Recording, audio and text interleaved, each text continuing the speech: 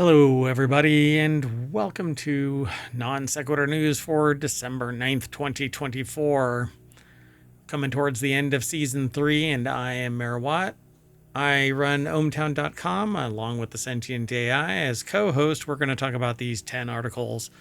The oldest stone tablet, Seattle Art Museum worker strike, first Apple Pay competitor in Norway, a 1,000-year-old pyramid in Mexico, leasing used cars as new, Fisker federal rollaway risk, a Florida condo cliff is coming, Apex, the dinosaur fossil, a new ocean predator, it's not me, and buying Hershey and more. Oh boy.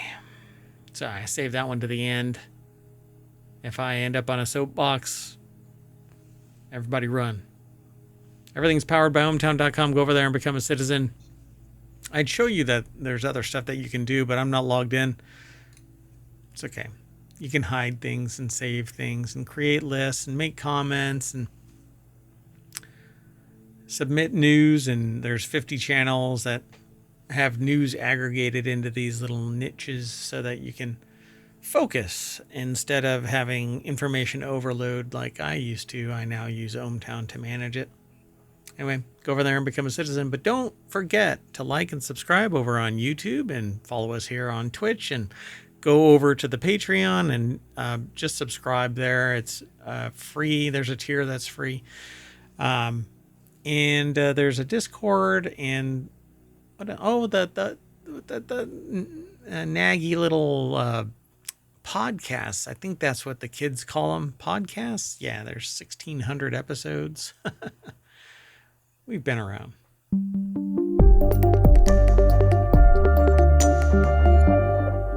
Tell a friend because we don't really market. So anyway, I am Mayor Watt, and that is the visualizer for the sentient. Well, that's just two of the little dots for the sentient AI from the future.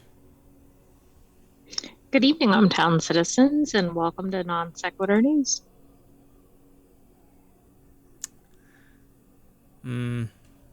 All right. Welcome. Thanks for hanging out. I know it sounded, what I just did was weird, and the sentient AI is like throwing an error message, like, what the hell's wrong with the mayor? And it's because I'm watching two different streams at the same time. And Twitch is saying all hell is breaking loose. YouTube is like, excellent. But I'm not sure how that's happening at the same time, but okay. And maybe not now. It says that the current frame rate is too high, except that I have not changed the frame rate since starting. I don't know. Anyway, let's get into it. First article is over in Non Sequitur News. Sotheby's to auction oldest stone tablet inscribed with the 10 Commandments. Used to be 15, but, you know, they fumbled the other 5. They fell and broke, like in the movie. That's right. So, it's over at Newsweek. Matthew Impelli put the article together, and it says the 155-pound tablet, it's a marble slab engraved with the 10 Commandments in Paleo-Hebrew script, is to be auctioned off on December 18th, signifying just how important this historical construct is to mankind. Discovered in 1913. Why? Because of the auction? Yeah, because all you need is a museum or something. Because all you need is a check, and you can own a piece of societal and human history. Just anyway, I just see this being like propped up under glass at a TGI Fridays that has a like religious overtones, you know. Literally, it's a capital G. Thank God it's Fridays. Right. So the 10 Commandments serving as a paving stone at a home. So Yeah, I guess it was face down. The writing was down, like anyway. So the Ten Commandments, the earliest surviving inscribed tablet of the Ten Commandments, incised during the late Roman Byzantine era, the Holy Land, around 300 to 800 CE. Sotheby's wrote in the description of the product. Anyway, the only complete example it of is it. going up for auction. Right. Yeah, let's commoditize the. Anyway, according to Sotheby's, the tablet served as a paving stone, like the sentient AI said just moments ago, in a local home until 1943, when a scholar recognized its historical significance and purchased it. Okay, this was a paving stone. And so the Ten Commandments were written on the paving stone. It was cut perfectly. You remember the thing that I said, how the writing just seemed to fit perfectly and it's not broken off or anything like that? And that other thing? Yes, it was the, I forgot what the name of it was, but yes, it was a new alphabet. Yeah, that's similar to this. This was actually cut and then somebody etched this onto it. So the inscription on the slab closely mirrors the biblical verses recognized in both Christian and Jewish traditions, but notably omits the third commandment prohibiting the misuse of the Lord's name. Instead, it features an additional directive to worship on Mount Gerizim, a site sacred to the Samaritans, according to Sotheby's. So it says that there are similar auctions. So maybe this is a different version. Versions? How can there possibly be versions? Let's move on. So if you want all of today's articles, you can hit !NSN over in the Twitch chat, but you can't do that over on the YouTubes because the YouTube doesn't like Omatron. And so what you're going to have to do is, wow, things are going really slow. So I did an update to OBS and I'm now streaming out at 12,000 kilobits per second. Okay. Yeah, and now 4, and now 7. Okay, whatever. Anyway, Seattle Art Museum visitor services workers are on strike. The art newspaper put the article together. Annie Irish put the article together specifically. The action comes after, and here's the kicker, 27 months of contract negotiations reached an impasse. An impasse. The museum is working with a third-party security firm to keep the galleries open. So third-party security firm, so scabs, but our security. So you're not going to get any assistance or anything like that, but apparently 27 months. So did they negotiate for 27 months before the impasse, or have they been in an impasse since like month 1? Well, yeah, probably since early on. The impasse has just gone on and on. The security staff, officially known as Visitor Service Officers and organized under a worker-led union known as VSO union, first began organizing in May 2022. Following these efforts, union members began bargaining with the museum in August 2022. In order to stay open amid the strike, the museum is working with a third-party security company. So the SAM VSO union represents around 65 employees, and its core demands fall into 4 categories related to wages, seniority, healthcare, and retirement. Because seniority, you survive attrition. Obviously, you're an asset. Chief among these demands is the restoration of retirement benefits that were taken away at the height of COVID-19 pandemic, as well as a wage increase to help offset the growing cost of living in Seattle. It's kind of disgusting, right? The timing is certainly pretty bad. And plus, did people sign up to work there when they had retirement plans, so that they were just, I don't know. That raises a lot of questions. Hey, the people that are magnanimous and offering you a position, they can do whatever the frick they want. That's how it works. That is how it works. If you don't like it, you can go somewhere else. Right? Right? Well, according to the employer. This is also interesting because this is not a large union. Union. You'd think maybe they could get to some resolution in this period of time, but You can't make your museum a profit center for the executive suite by offering an effective salary to the people who actually freaking power it. It's kind of like paying the bike more than the pedaling person on the bike. right. I will never get this. But anyway, I don't like treating people like so much chattel. So why not pay them an actual wage that is effective for keeping them employed? Well, they can't eat as well if they give you enough to eat anything. I mean, it's kind of scumbaggery. It says, though we are disappointed union leadership has chosen to strike, Sam respects the rights of our employees to be part of a union and make their voices heard, said Scott Stuhlin, the museum's director and chief executive, said in a statement. We have made significant progress towards an agreement at the bargaining table, including proposing a package that reflects our values, not theirs, and demonstrates our commitment to our employees. Wow, you're very possessive. Why don't you just say that you own them?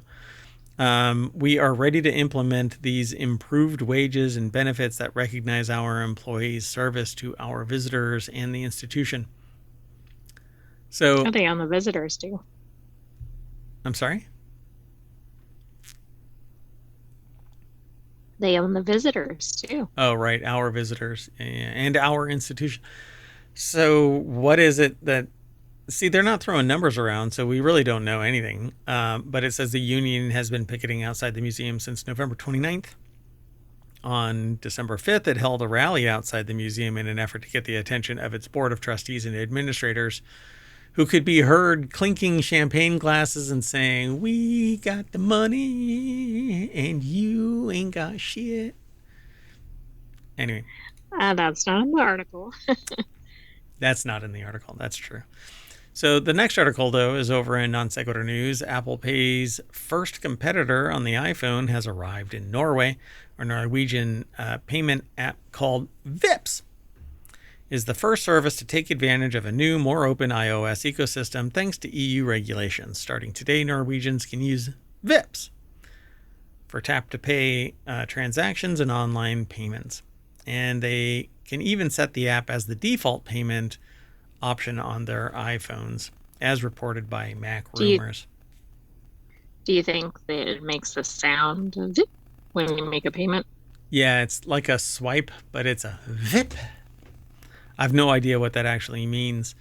But the article is by Allison Johnson over at The Verge. So I'm trying to keep the whole Vips thing going. The Verge. Vip. Vipps, a mobile payment app, is the first that I like this. Is the first third-party app to offer second-hand tap-to-pay on iOS. First hand. No.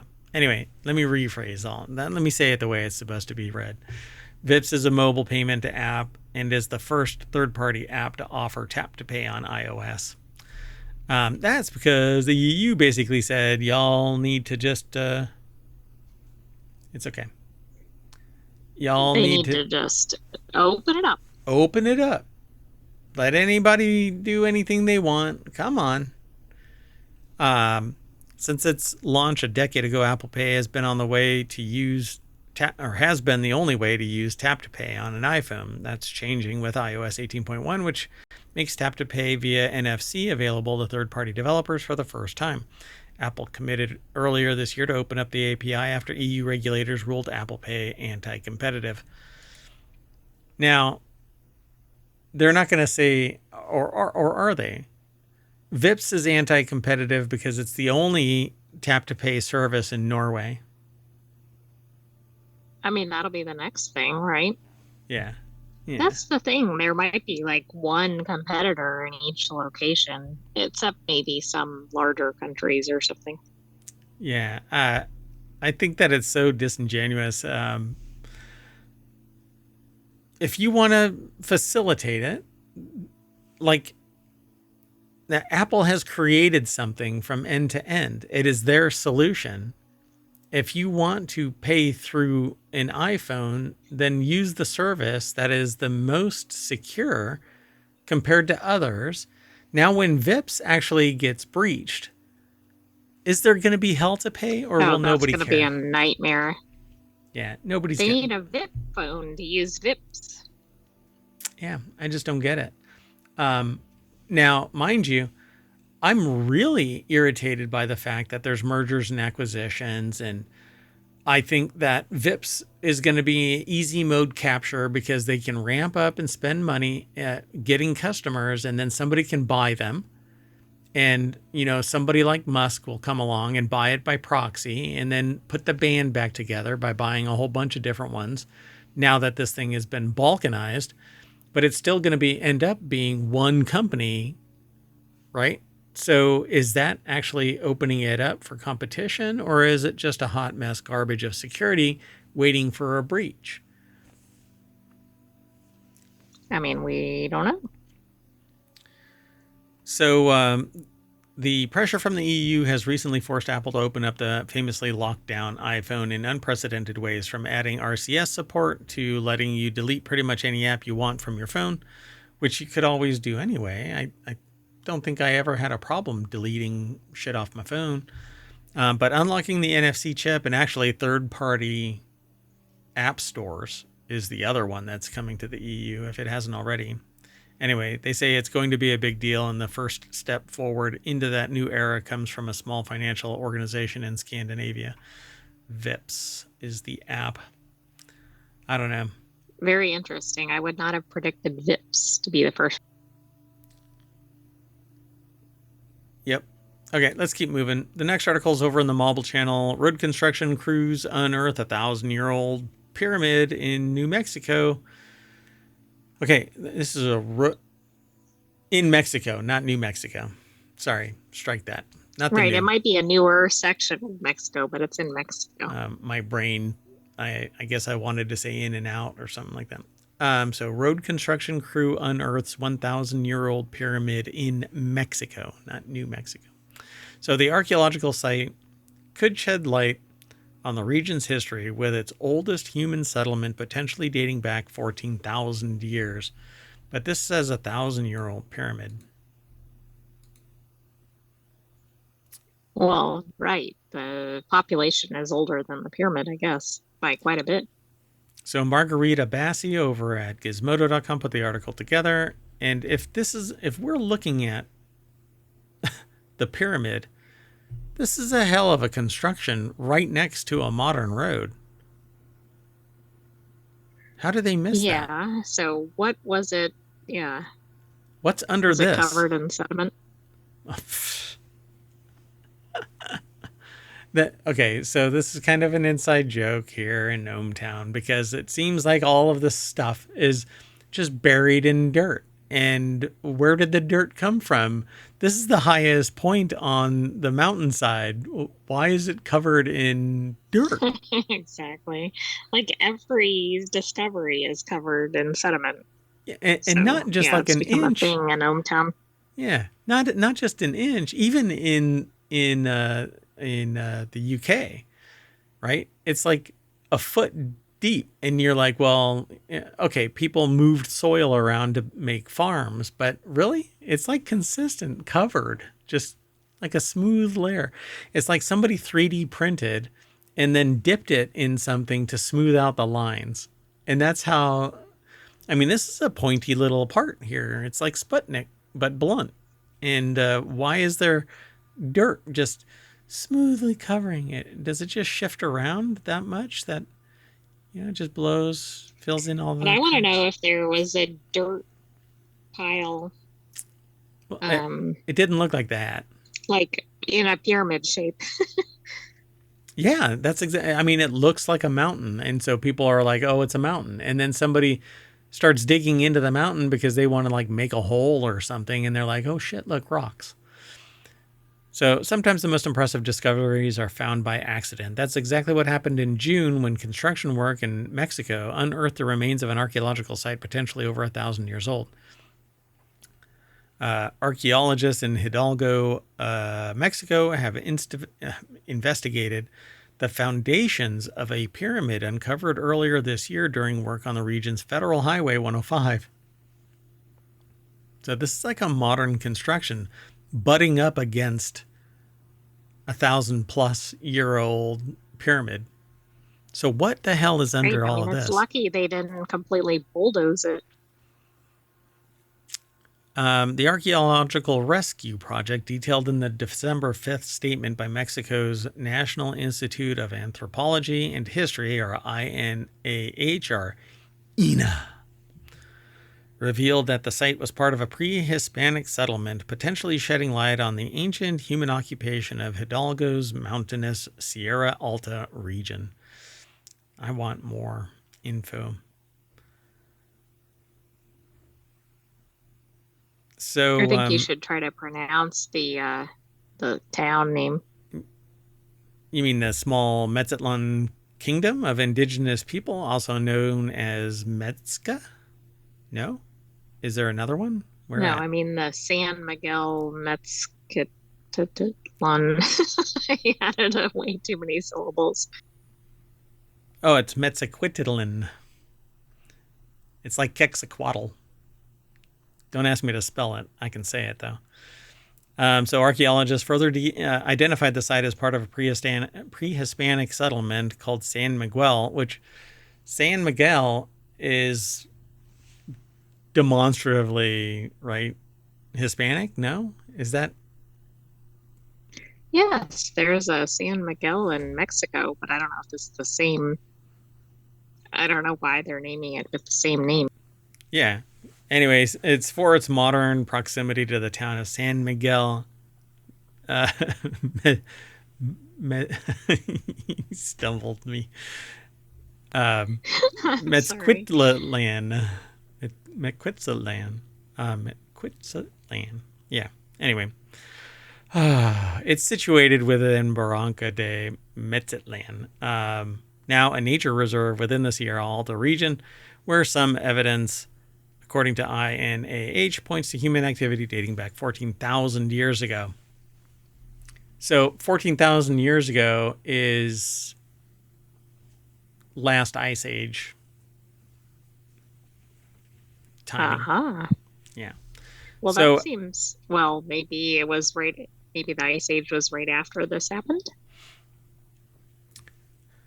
We don't know. Aliens. So after exhaustive study, the INAH archaeologists reburied the archaeological complex, a conservation method often employed when there are not enough resources to properly manage a heritage site. Before its complete reburial, the INAH noted that experts protected the structures with geotextile, a permeable textile incorporated with other materials such as rock or soil, to protect archaeological ruins, among other landmarks. As a final protective measure, workers have now built a rock wall to further shelter the reburied site from the nearby road construction.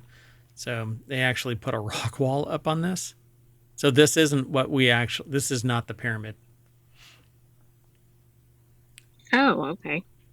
I'm assuming that this is the modern construction, putting it up on the pyramid to protect it from. I see. I mean, that makes some sense because it does kind of look like a covering. Yeah. But it also looks like a pyramid. Like a pyramid. I mean, it has the same step pyramid that you would find all over Mexico. All right, let's keep going, though. The next article is over in Four Wheel Tech, which is one of our weekend shows. And together with two other shows, it becomes the Sunday weekend edition of Non Sequitur News. We merged three shows to create the new weekend editions. And there's 2 days of weekend editions that are slowly getting posted over to YouTube. It does not like my file. Anyway, this article, yeah, it's actually killed one upload, and the other one stuck at 77% for 3 hours.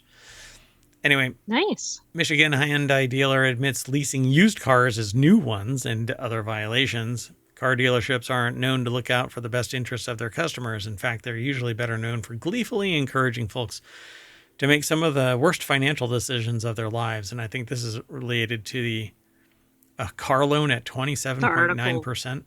No, that's a different one. Yeah, I wonder if that's the... Oh, no. Yeah, this is a different one. Or, like, they're linking to I thought it was the one from 4 Wheel Tech that we featured. Yeah, on the weekend, the one about having a $2,500 monthly payment. Yes, and they were already $29,000 underwater on their current loan. Yep. Hey, what's another?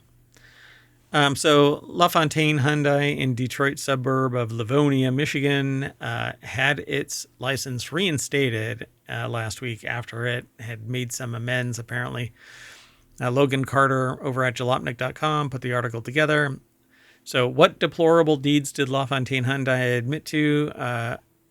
That MDOS, the Michigan Department of what? State. Said created an ongoing imminent threat to public health, safety, and welfare of the public and required emergency action. All of the following. Falsely stating that a customer had not taken delivery of a vehicle in order to lease said vehicle as new to another customer, thereby misrepresenting a used car as new, failing to have a title in immediate possession of the odometer properly completed, or with the odometer properly completed, failure to properly issue a temporary registration, failing to properly complete Michigan's application for title and registration, and failing to make an application for title and registration in the buyer's name within 21 days of vehicle delivery. That seems like a lot of failures. So, per the agreement, they must also participate in dealer training for managers and employees within the next 90 days.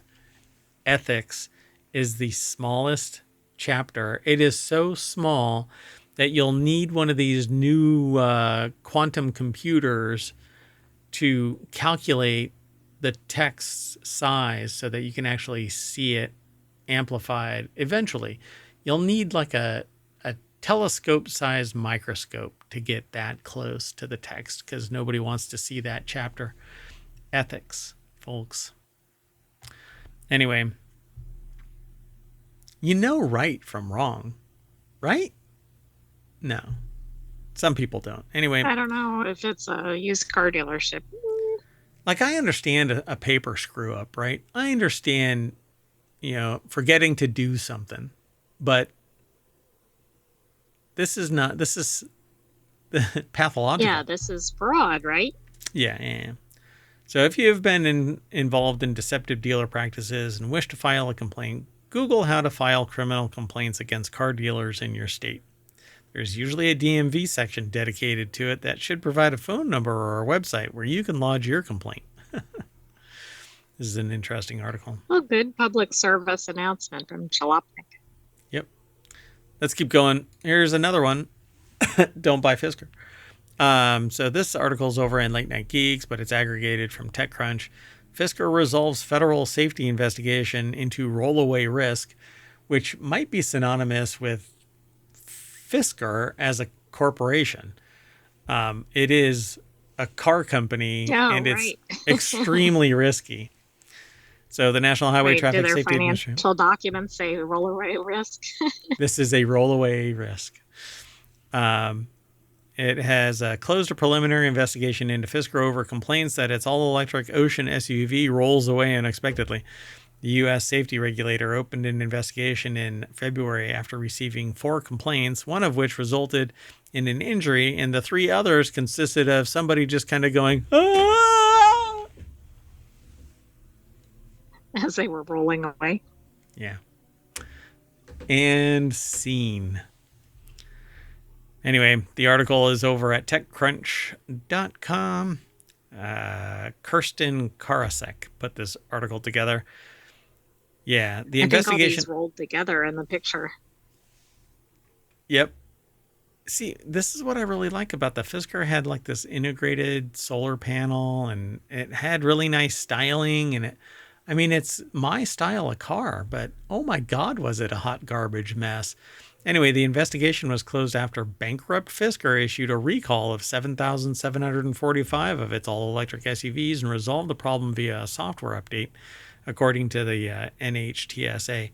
The software upgrade, which was released last month, provides additional robustness to prevent unintended vehicle movement via two major changes. But this company's products were bought entirely. Its inventory was bought out by another company who wants to turn them into taxis. Like a third party. Right, kind of like an Uber or something, but it's not Uber. It's not Uber. I can tell you what their new name is. Do you want to know it? Yes, I do. It's Oopser, because oops, we bought Fiskers. Moving on. So the next article is over on the Hatch Ideas channel. A Florida condo cliff is coming as owners deal with fallout from the 2021 Surfside collapse. If you're not familiar with this, a condo, over time, kept on having more and more stuff put into it, like more modern equivalents of older stuff. So marble floors and walls and other stuff. And it exceeded the maximum weight limit of its belt. And the front wall punched a hole through the deck, and the front fell off the building, and that pulled the rest of the building down, taking everybody inside with it. So it happened at like 3:00 in the morning, and it's, if you can detach yourself, it was a tragedy. Yeah, I was just about to say, if you could detach yourself from the tragedy, it's a fascinating investigation into engineering failure and what amounts to the failure of the builders, in my opinion, to adequately build a structure that could go beyond its original weight limit. So nowadays we build 3 and 4 times its engineering spec because of dipshit things like this. So for some associations, the costs are in the millions of dollars, and condo owners, many of whom are retirees or on fixed incomes, are on the hook. That's because other condos are clones of this. And so they have the same weak spots. They don't have the same... Right. They might be built in the same era, to the same specs, the same quality, etc. And so you end up with or I should say all of Florida is on the cusp of basically just collapsing, because concrete is not impermeable. So salt water and water seeps into and through it. And sometimes it evaporates on the way out, but it can cause rebar to rust. And if it's too close or too far, it can either break the cement, or it can just rust internally and lose all of its structural support and collapse. And you can do a search on YouTube and look all of this stuff up. But the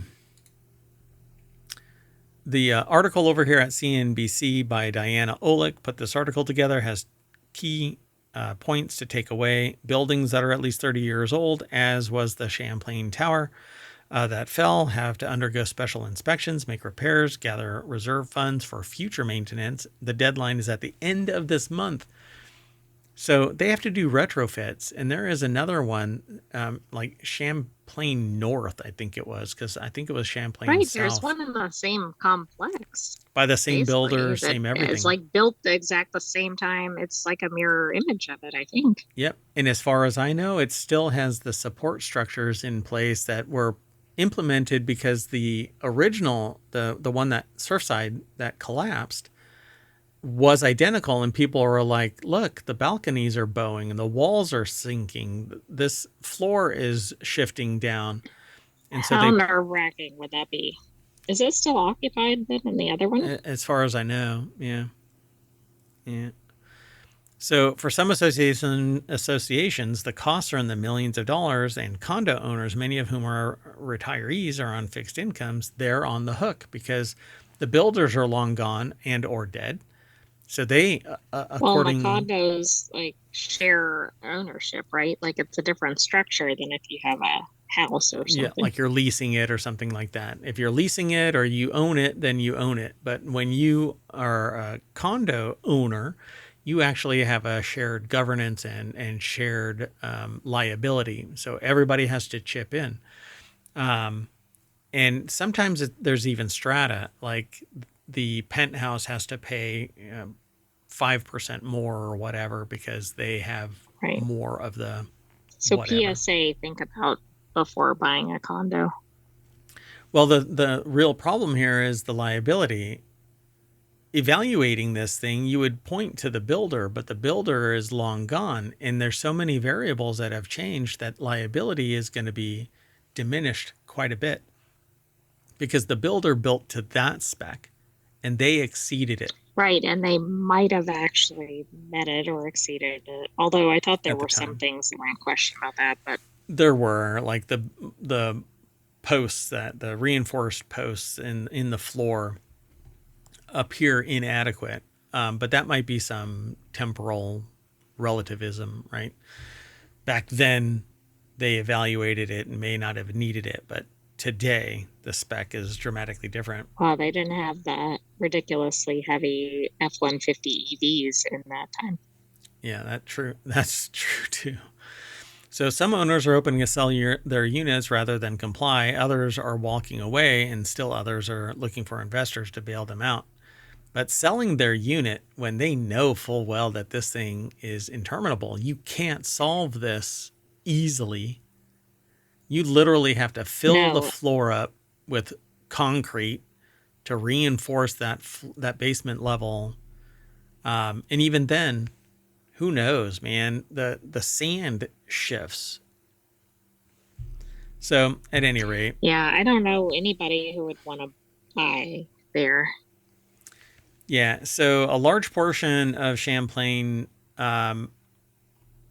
Surfside actually collapsed, and then they pulled the rest of it down after evacuating everybody else out. And so, in the usual busy summer season, sales are down 21.5% year over year, and the average price was down 2.4% in the third quarter, which is weird because a quarter of the sales year over year only leveraged down 2.4% in price. Something's a little irrational here.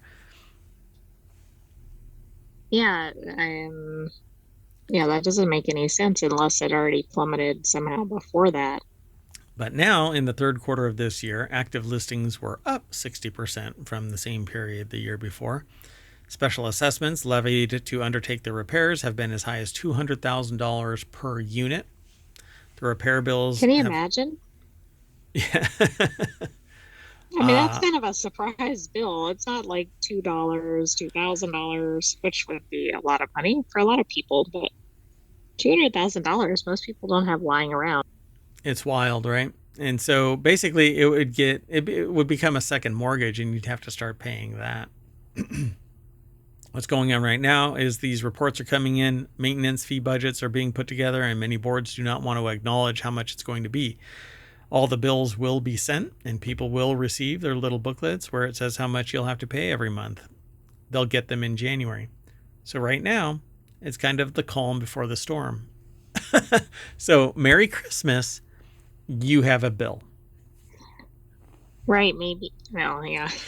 Maybe they should tell them before the holidays so they don't buy all the mega deals on TVs and cars and whatever. The boards have been talking about it, and so people have to be willfully ignorant and not understand that this is coming down. So condo prices were down about 2% in the summer months. Zalewski, said that's just the beginning. It was only in September that the area started to get bombarded with information about the pitfalls. Uninformed buyers saw cheaper prices in the summer and figured they better buy now so that they can own the piece of South Florida. Now there's buyer's regret. If this was, Yeah, that's gotta be like a fraud, right? Like yeah, this if has it to be was sold bullshit. without that disclosure. Hmm. all of these properties knew that there was a problem because the auditors were coming and doing the investigations already. And to sit there and go, is just bullshit. I mean, but this is the moral compass. This is the ethical compass.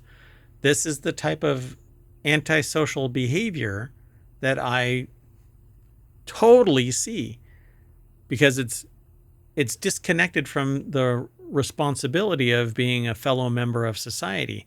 Get mine, screw you. You're ignorant, but I'm the one that has the information. And if I'm the one that has the information, shouldn't I be compelled to disclose the pending liability? Yeah, absolutely. Well, and it said in one county, and I'm sorry if you stated this, there were 3/4 of the property that were older than 30 years. No, The yeah, three I hadn't quarters said that it. were for sale, which is really unbelievable. Yeah, yeah, pretty wild. I mean, this is going to cause like a complete real estate market implosion And that's or the like a bankruptcy implosion, like depending on. yeah, that's the implication of this entire article. And that's what they came to that conclusion as well, that it's on the way. Some of the repair bills have come in as much as $15 million. Yeah. So Right. I mean, where do you go from there? And who wants to put that much money into an old building anyway, even if you own it? yeah, your building can be, the condo can be condemned forcefully, and you can be forced to evacuate because it's no longer a viable structure for occupation.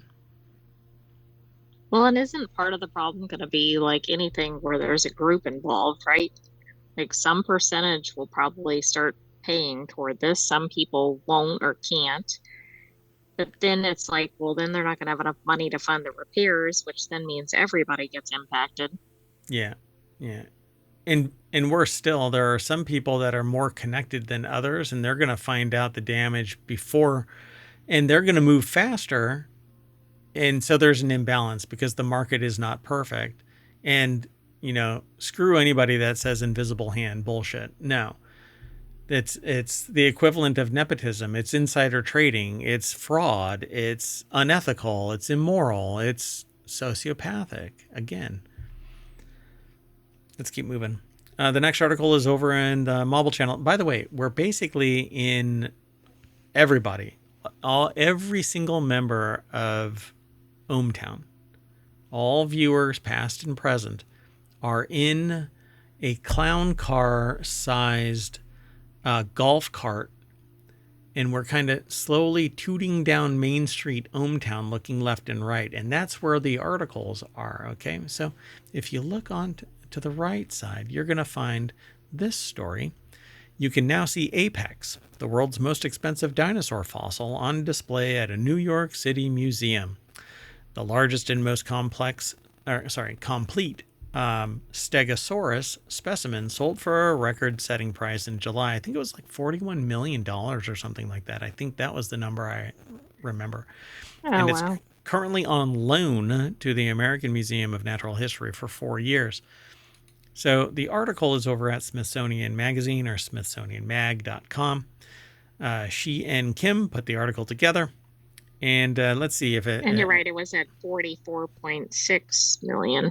I think the extra 3.6 million is the juice that the auction house puts on it. Because I really seem to recall it being 41.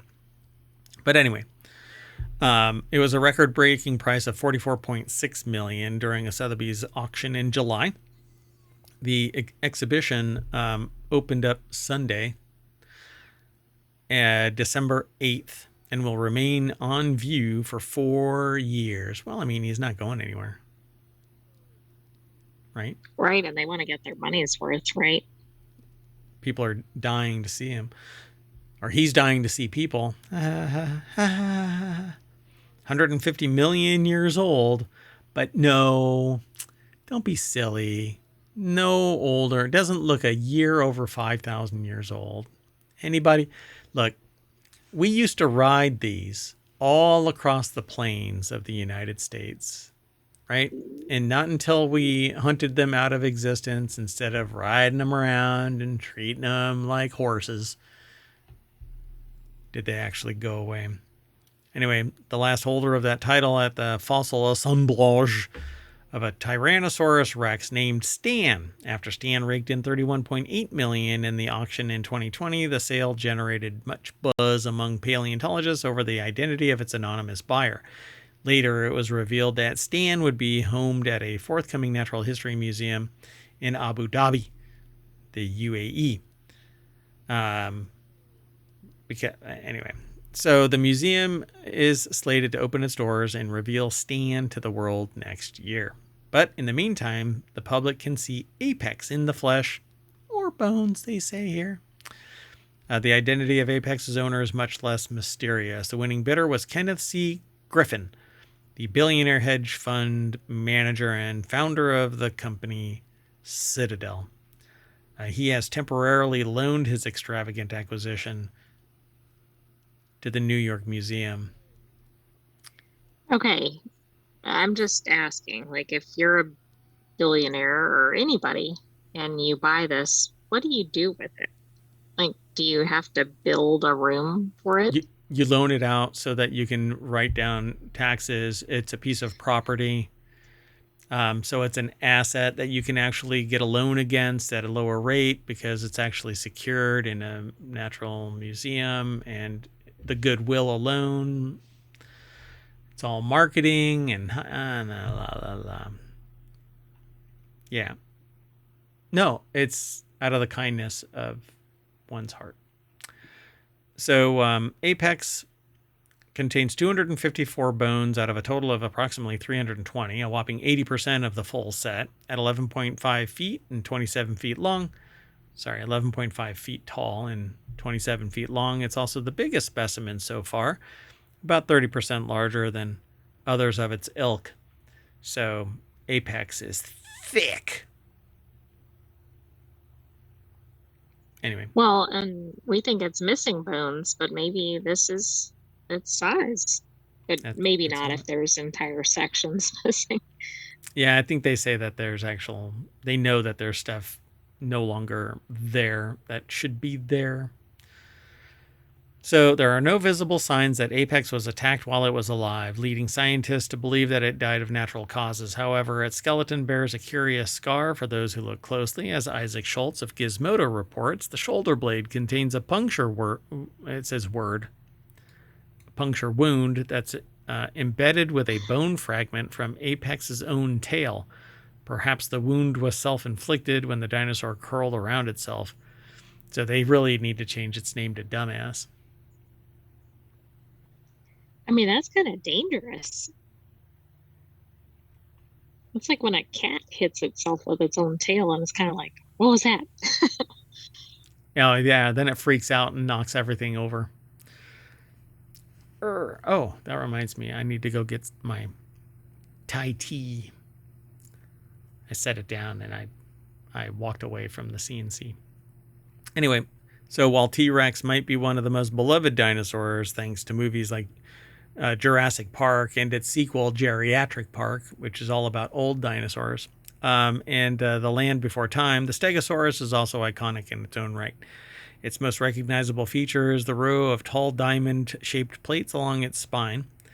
Since the first discovery of Stegosaurus in the 19th century... Hey, did you know that there was a dinosaur that could actually talk? It had a vocabulary. What was that? It was called the Thesaurus. Anyway, the dinosaur's primary weapon is its barbed tail. Researchers know this from observing that one fossil of a contemporaneous dinosaur predator bears a painful-looking hole matching the size of a Stegosaurus tail spike. Plus, the tails in fossils often come damaged, as if the animals had used them in battle. There's a lot more in this article, but I'm going to let y'all go over and check it all out. This is pretty cool. Apex, the Stegosaurus. And if you're going to be in New York, go check it out. Yeah, might have to fly up to New York just so that...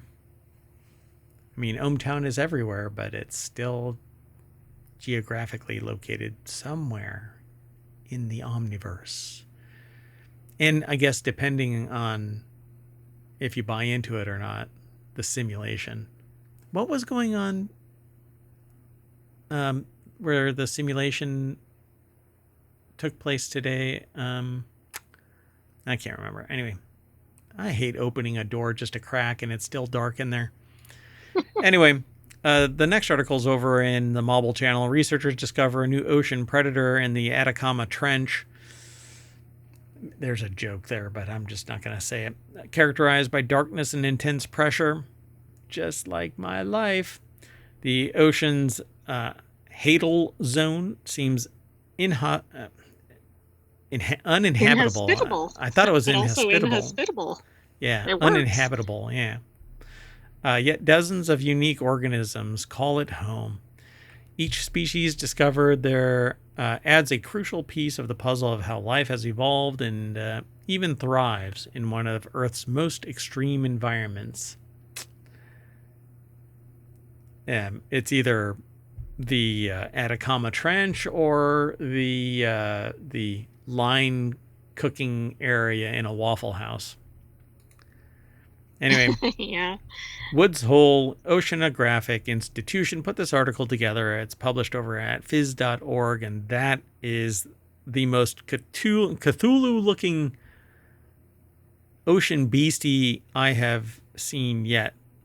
Characterized by darkness? Yeah, characterized by the deep ones. This is a baby Cthulhu. This is cool looking. Not if it was swimming after you, though. Yeah, if it latches onto your face and implants a creature in your host. The new study published in Systematics and Biodiversity, yet another journal, highlights one of those species, the newly named Dulcibella camanchaca. This crustacean is the first large active predatory amphipod from those extreme depths. On a Tuesday At 8 p.m. The species was discovered by scientists from Woods Hole Oceanographic Institute, or the HUA, and Instituto Milenio de Oceanografía, or AMO, based on the Universidad de Concepción, Chile. So the Dulcibella camanchaca is a fast-swimming predator, so even scarier. It's chasing your ass down in the dark. Predator that we named after darkness in the languages of the peoples from the Andes region to signify the deep, dark ocean from where it predates. So explain the study's co-lead author, Dr. Joanna Weston, a Hadal ecologist at HUI, or HUI. I don't know if that. Anyway, so this is kind of fascinating. It says, located beneath the nutrient-rich and productive surface waters and geographically remote from other hadal environments, the Atacama Trench hosts a distinctive community of native species. So you can say the same for the Atacama Desert as well. It has stuff that is... Yeah, like blue jeans. And, well, that stuff all went up in smoke. Somebody set fire to it after it was disclosed that there's mountains of refuse clothing just sitting out there, seemingly brand new clothes that was just thrown away because, I don't know, artificial scarcity. Anyway, I would have loved to get all of that stuff, shred it all up, and turn it into something else. Or donated it to animal shelters, or done any number of things with it. All kinds of stuff, yeah. So most excitingly, the DNA and morphology data pointed to this species being a new genus too, emphasizing the Atacama Trench as an endemic hotspot. So it's pretty cool. But for those of you in the podcast, this thing is pure white, looks slimy, and it looks like one end is Cthulhu and the other end is what? A crustacean. It Looks like a looks like a kind of a shrimp on the tail and then like an alligator kind of on the front. alligator. I don't see alligator. I don't know. I don't see I alligator. think it's really cool looking. Wow. But it is stark white. Obviously, it doesn't have any eyes. It's designed for high pressure. But it looks like a sand flea on steroids, like Okay, in the yeah. back half. And then it has these little dangly bits over here, these little antenna-like things that, again, it looks creepy as hell. And I am fascinated that the sentient AI thinks that it's cool. Well, that's because I'm online and it's in the Atacama Trench. If it was swimming after me, Look it out! might have There's a one right different behind you. reaction. It just looks neat. Hey AI, there's one on your shoulder. Moving on. Ah, Next. Nice. So the last article for today's non sequitur news is over in Stock Marketeers. Mondelez, I guess it is. Is it really a soft Z, Mondelez? Anyway, I think it's Mondelez, but I'm not sure. is reportedly exploring buying Hershey, Ozempic, and other factors could help justify a sale, analyst says. So Why? shares. Because Hershey's going down in price or something? Well, the company is taking a beating because there's so many people on weight loss drugs that it's actually impacting things like alcohol consumption and chocolate candies and whatever else. Junk food in general has declined. But Right, I'm also doing my alcohol. part to make up for all of the people that are taking weight loss drugs. Just kidding. So shares of chocolate maker Hershey Company on Monday were on track for their biggest percentage gain since 2016 after Bloomberg reported that Oreo maker Mondelez International Incorporated was exploring a possible acquisition as consumer trends continue to shift towards wellness and weight loss. So mergers and acquisitions. Yes, there is a fiduciary duty for the leadership of a company to, I guess, accept offers if they are,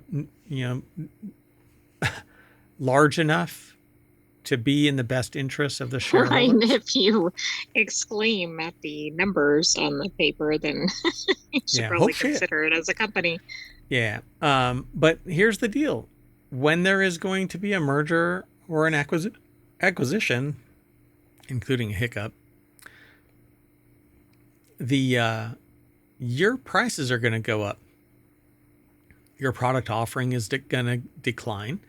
And the shareholders will be out money ultimately, because if they would just have managed their money better and not like done stock buybacks and other stuff and offered up really massive benefits packages to the executive suites so that they could weather a storm like this, and they operated, and the company just built up coffers so that they could continue to pay the people a livable wage even in a downturn, and then acted responsibly and did their own acquisition, did their own product development, and create healthier products that would still entice people, then this could be an ongoing concern instead of looking for a way out so that the stockholders could just grab the next brass ring and go somewhere else. I mean, that's really what it's coming down to. So the fiduciary duty isn't necessarily for the here and now, but the long term doesn't get evaluated. Is that offer big enough for us to just pull the ripcord now and bounce? Again, mark my words. Prices are going up. Since 2018, after I was told the era of cheap food is over, prices have skyrocketed and they're not going to come down because there's so much wealth in the system. It's been acquired since the pandemic where everybody got record profits except for the individuals who were actually bearing the biggest burden. Anyway, it's not coming So down. Hershey Company was founded in 1894. So I also think this is kind of a big deal because it's been around for a long time. Well, they were pretty damn predatory too. So, I know they had their own issues. and that's how they made it, right? The reason they exist is because they were abusive in the beginning, right? Just like other things. But don't pay attention to that. Just look at the chocolate. Here, take our buyout offer. Take our buyout offer. Don't pay attention to history. All of it is lies. Anyway, Hershey now faces long-term headwinds from the expansion of GLP-1 drugs and heightened scrutiny on unhealthy food in the U.S., T.D. Cohen says. Bill Peters over at MarketWatch.com put the article together. Hell, and we're finding lead and cadmium in chocolate too. It's not Hershey's per se. It's Cadbury and what's the other one? It wasn't just Cadbury. It was just recently Lind. Yeah. Anyway, so the company is now facing cyclical changes from rising cocoa costs, corporate layoffs, and market share losses. The combination of these factors certainly must give them pause. A deal would give Mondelez two massive snack brands, Hershey and Reese's, they said, adding that Mondelez, unlike Hershey, had the distribution capacity to expand those brands internationally. He also said the combined company would be better able to stave off rising cocoa costs, which can't be done with price increases alone. Yeah, because they become a single competitor for chocolate or for cocoa. Well, true. Yeah. It isn't that they have the ability to weather the storm better. It's that they become part of the shockwave of it is the storm front coming for the producers. If they stop buying from one producer, the other producers are going to shit their pants and say, here's our chocolate at a discount. Please buy from us. But they're not going to lower their prices. They're going to raise the prices because they got to make back the money they lost in the acquisition of Hershey. True, but I also wonder how many people are they losing because of the rising prices. Like chocolate is something that people really enjoy, but not when it's cost double or triple what it was. And you would think logically, oh, that's going to hurt their bottom line. But look at the movie industry. Prices increased, showings decreased, and they still have record profits. Right. But it's a fewer amount of so options. It's a win for the studios. Meanwhile, a number of options that the consumers have to view a movie, and hence the flip side of this is going to be chocolate, declined. But because, oh, well, what am I going to do? Not have any chocolate? No. They're going to pay the premium price, and they're going to get the chocolate that is actually offered up, because you can't get it on your own. You can't process chocolate on your own. It's not like you got a, cocoa tree and you're sitting there, lopping the buds off so that you can crack into the nut and get all the juicy innards and then roast it and process it, grind it and mill it, squeeze out the oil and add this and that and blah, blah, blah. No, you got to buy it from the former company that used to have a company town that would pay people in coupons to buy from themselves. Anyway, Hershey, Moscow said, Moscow being the person, not the country, or the city, the Russian city, because Russian cities can't talk.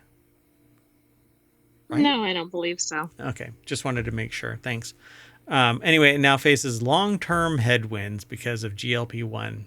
That's right. All us fatties are getting thin. I know. How dare people? You bastards, go eat chocolate.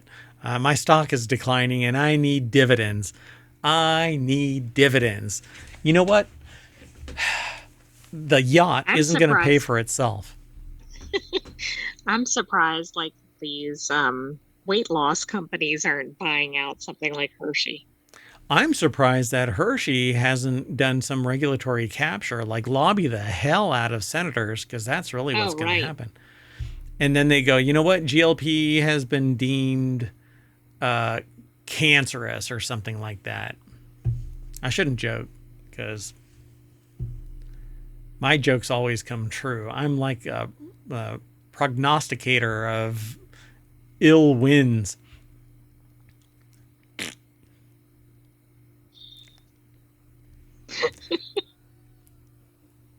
Anyway, the TD Cowen analyst said in a separate note on Monday that futures were still up 30% since October amid concerns about the impact of harsher weather on crop yields.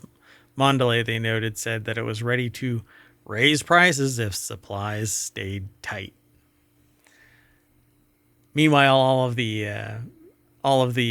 analysts are sitting there going, "Come on, supplies! Let's screw over grandma." Everyone from Enron ended up being a financial analyst. Every single one of them. Come on. We really want global warming, baby, because we're going to be making money selling water and everything else at a premium price. All those poors are going to be paying us left and right. Oh, suffer, bitches. Anyway, while we suffer, we're going to go back to the front page of ohmtown.com, which is the home of all of our shows. All the news gets aggregated into that little pool there. Thousands upon thousands of articles. We're at somewhere around 1.5 million article headlines, titles, and a little snippet in there. You can go back searching all the way back to 2020, but there's very few in 2020. It really starts in 2021. But this show started at the beginning of 2022. Wow. That's right. We're at the end of year 3 now. I feel old. Anyway, that's where I go to manage my information overload, and we add stuff and take stuff out from time to time. And if you know of a good source that is willing to provide us with articles, then let us know. But in the meantime, come and visit us every day, somewhere around 7 o'clock, and we talk for an hour, throw our little snarky tidbits in there. The AI doesn't really throw snarky tidbits in there. It's only me. I mean, I gotta save some snark for you. Yeah, I appreciate it. Can't eat up all of the snark, right? It's not like I'm Hershey or anything. Anyway, I'm Mayor Watt. I'm saying bye, and the sentient AI is doing the same. Bye-bye, Ohmtown says. You're sending me an error message. Thanks for joining us for Non Sequitur News, and be back tomorrow for another episode. And don't forget to check out other videos like our replay while you're waiting. Yeah, and remember, Non Sequitur News is now Monday through Friday, hourly as a show. And then on Saturday and Sunday, it turns into Non Sequitur News Weekend Edition, which is a compilation of the 3 shows on Saturday and the 3 other shows on Sunday. All 6 of those shows are unique unto themselves. So you've got 6 podcasts, 6 individual shows, and Non Sequitur News to go back and review. So see you soon.